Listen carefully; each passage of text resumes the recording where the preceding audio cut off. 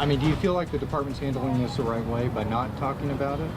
You have to talk to Chief of Police. We have no comment. We're not commenting. It's under investigation. More stonewalling from the Fort Myers Police Department. The wrongful arrest and release of NFL pro football player Nate Allen has the community buzzing. The hometown hero was incorrectly identified for indecent exposure.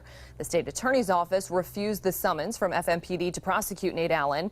It issued a stern letter pointing out the techniques that are used by FMPD to identify Allen were questionable. The chief of police now saying that he is conducting an internal review of the procedures at FMPD, but Nate Allen and his attorney want an independent investigation from either the state or the FBI.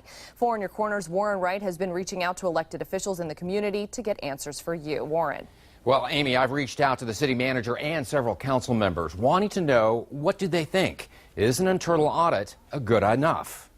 For now, you're comfortable with doing just an internal review. I'm supporting it, supportive of the chief, and supportive of the police department, and I'm supporting where they're going at the present time. But when they're done, I want to be sure it's a good job.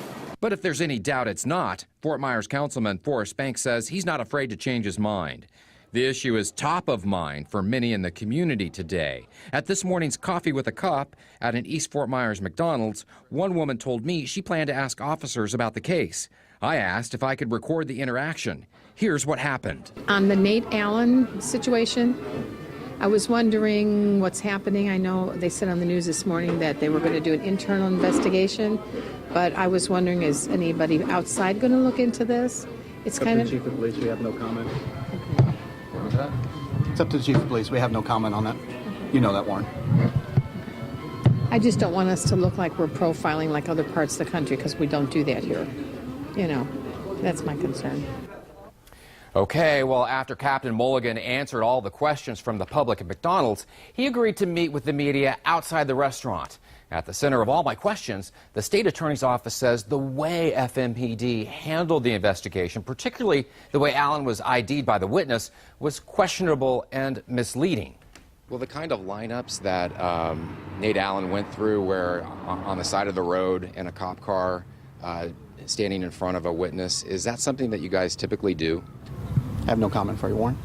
State attorney's office said that those kind of lineups are misleading, that it can cause misidentification, but that's what happened with Nate Allen. So I guess I'm trying to understand, is this something that a technique that has been involved in a number of other cases, and will those cases also become vulnerable for review? Is it a question or a comment? No, I'm asking, is this a technique that you've used on the arrest of other people as well? All right. Again, that'll come out in the investigation regarding Mr. Allen, and if there's any procedural changes, those will be addressed at that time as well. And Nate Allen is requesting the FMPD turn that investigation over to an outside independent agency like the FBI or the FDLE. So far, Chief Baker and the city manager have refused to answer any questions directly on the issue. But you, the viewer, have plenty to say. Later in the newscast, we'll hear from you directly. Warren Wright, Fox 4, in your corner. All right, thank you, Warren. Should the Fort Myers Police Department revise its procedures regarding street side identification? We want to hear from you on this one. Do you think there should be an independent review of this case, or do you want an external investigation? Voice your view when you call us 206-FOX-4, or you can email us news@fox4now.com.